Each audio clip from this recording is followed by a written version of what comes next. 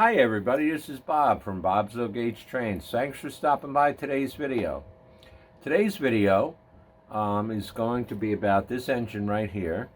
This is the MTH Rail King version of the General Electric GE Evo. It's an ES44. This is the Rail King version. They also did a Premier version. But this is actually fairly close to the same size as the Premier. The Premier is about 2.5 inches longer than this one. So they did 2 cab numbers in the Premier. They've done multiple cab numbers on these.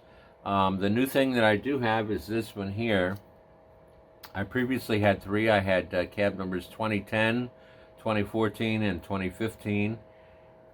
And I added cab number 2021. So I actually have 4 of them now.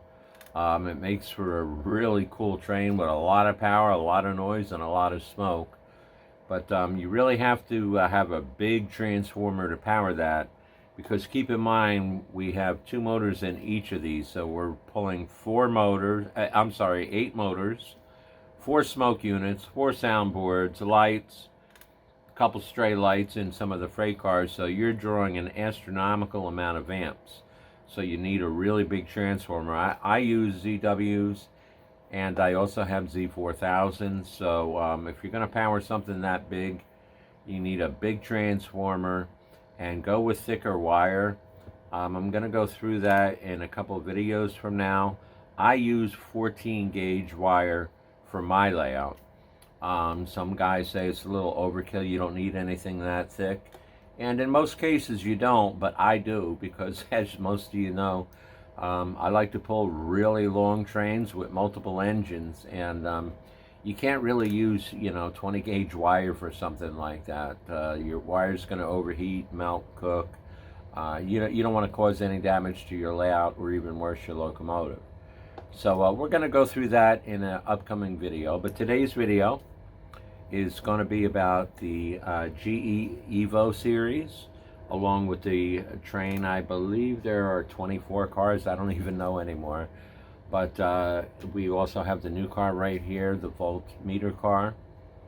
So, and also I am going to show you how a good friend of mine had asked about doing lashups. Why you're only limited to doing 3 engines in a lashup. And no, you're not. You could do as many engines as you want, as long as you have enough power. But keep in mind, the more engines you put on, the more power you're going to draw. So just keep that in mind if you're going to go with 2 or 3 locomotives. I'll show you how to add 4, believe it or not. Since I do have 4 of these, I'm going to show you how to do a 4-engine lashup. Even though when you set up the lashup, it'll say front, middle, and rear. So we're going to go over that briefly before we start running trains, and then we're going to show a lot of trains. So sit back and enjoy. I hope you enjoy the new diesel, and I have 2 of the new voltmeter cars, as well as all of the other GE Evo series cars. So I hope you all enjoy. Okay, and here we have the 4 GE Evolution ES44 locomotives. I have number 2021 on the lead end, followed by 2010, 2014, and on the back I have 2015. Now, you can set up your locomotives any way you wish. Some people run them with all the cab forward, and some people run them cab forward, cab reverse, like in the prototypical real train world. If you see multiple diesel units, they usually have the lead engine with the cab facing forward, as in right here, and then they have the trailing engine with the cab facing reverse over here. So unlike steam locomotives where you would turn them around on a turntable, this way the diesels can go either way. You would just switch the crew to the rear engine and use that to the rear engine. Now, a friend of mine had asked me and talked to me about doing lashups and why you only were able to make 3 engines in a lashup. And my response was, no, you can't. You can make as many engines as you want as long as you have the power. But like, keep in mind, you can't really make a 10 engine lashup. It would be way too much for your transformer. If you're using a DCS system and a TIU, you don't want to run a risk of blowing out a channel or something to your layout, or melting your wires. Keep in mind, the more engines you use, the more power you're going to draw. Being really, really honest, I would say if you have a powerful transformer and really thick wire and several drops, power drops, around the layout, I have 4 loops of track, and I have 4 power drops for each loop on track 1, 2, and 3. I have 5 power drops on track 4. And that may or may not be a little overkill, but track 4, which is the outside loop on my layout, is by far the biggest loop of track I have. I run the biggest trains. I run multiple units, double head, sometimes triple head. So that's really where I draw the most power. So I added an extra power drop just to make sure I don't have any voltage drops anywhere in the layout.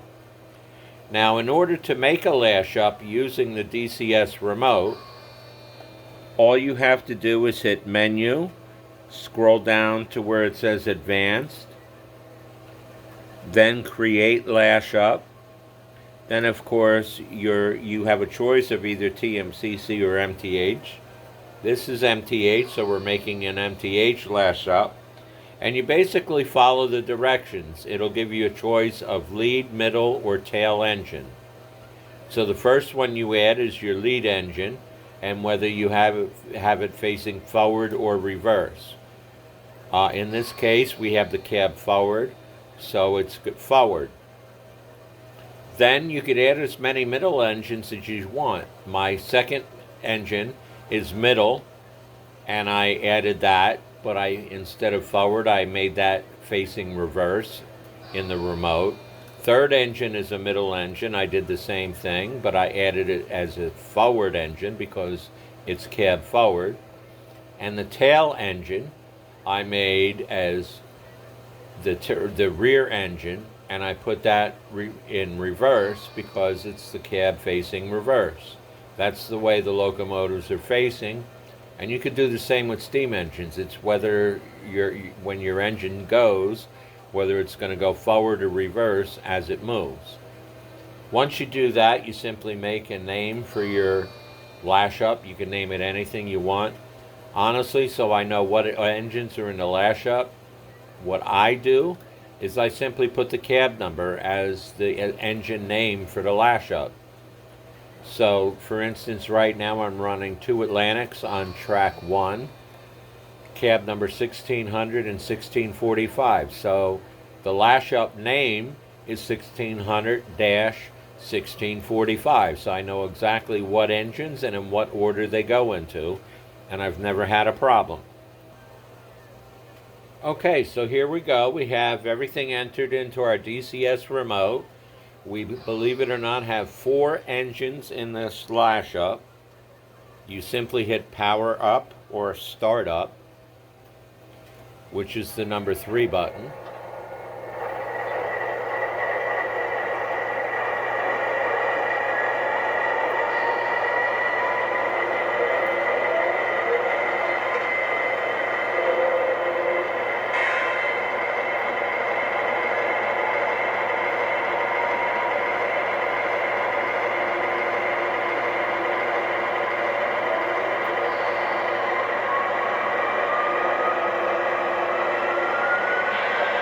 And what the heck, let's give them a little rev up to make some noise and some smoke. Now we do have 4 locomotives in our lashup, so here we go with 4. 1, 2, 3, and the rear engine is engine number 4 in our lashup.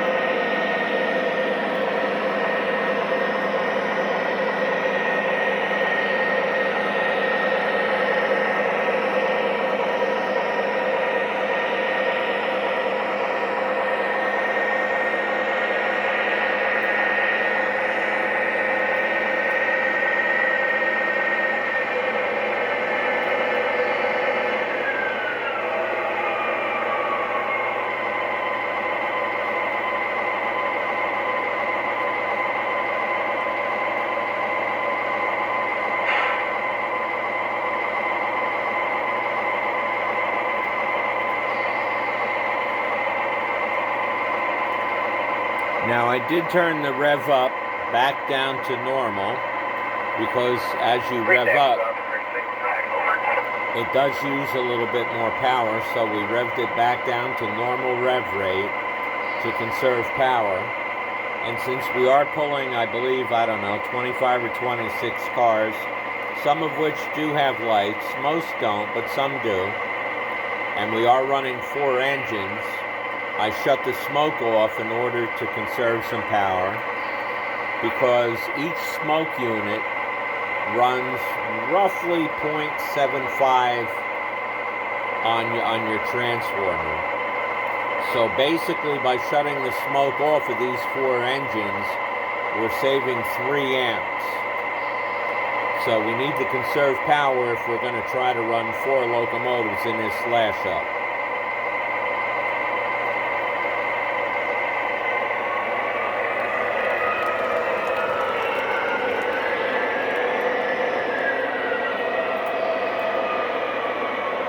Let's back up to get our train.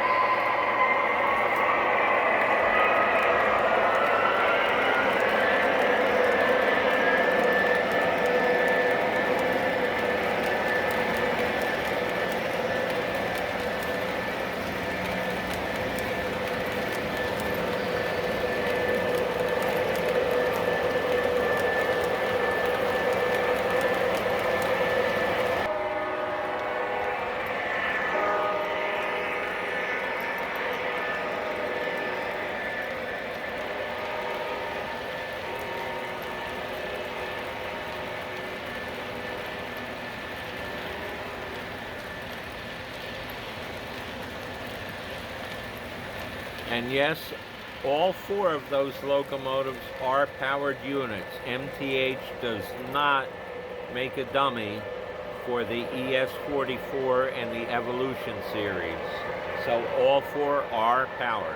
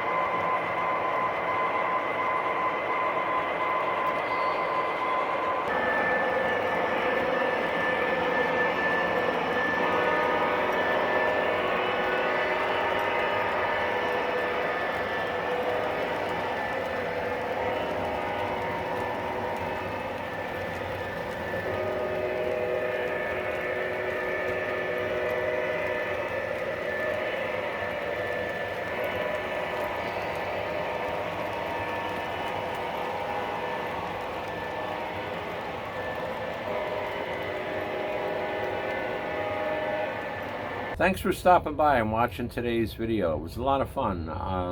This is a fun train to run. Like I said, the locomotive and the laboratory car really did happen, and they are prototypical in the real train world. Pretty much all the rest of the cars are fantasy cars that never really materialized, but I don't care. It's all about having fun, whether you like MTH or Lionel, Rail King or Premier, steam or diesel. Who cares? It's your railroad. Do what's fun for you to do. So I hope you enjoyed today's video. We had the GE Evo. We had my old friend chassis system. It's a Reading T1 number 2101, being helped by SD9 from chassis as well, pulling Atlas reefers. I picked up another chassis car. It's a hopper, so for now I'm going to stick with freight with my chassis system, even though it did pull passenger consist. Right now the passenger cars are just really too hard to find, and if you do find them, they're really, really overpriced. So I'm kind of patient. I'm gonna wait until I find a set for my price. But for now, I don't care. I'm perfectly happy running chassis freight with that engine. So I hope you enjoyed today's video. As usual, give a thumbs up if you did like it. If you're not a subscriber, hit the subscribe and bell button so you don't miss anything. And please do leave a comment. I get a lot of questions about various things. I try to answer them all. I get suggestions on videos, and I have ran some of those, and I'm going to do more.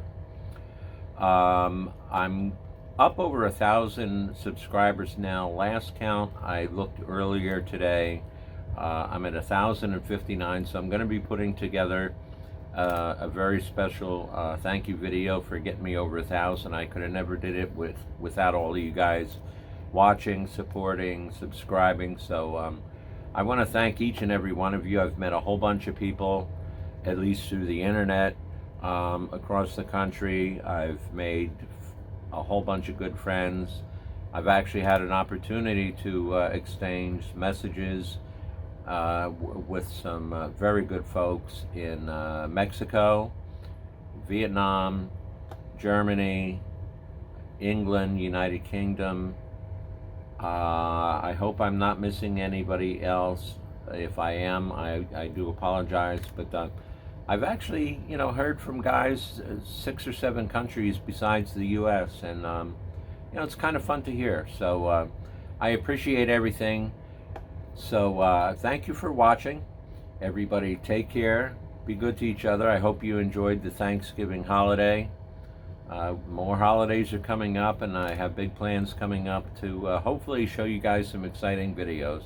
So stick around and keep tuned and watch out for future videos that are coming out. Thank you all for watching today. Everybody take care, stay safe, and enjoy the holiday season.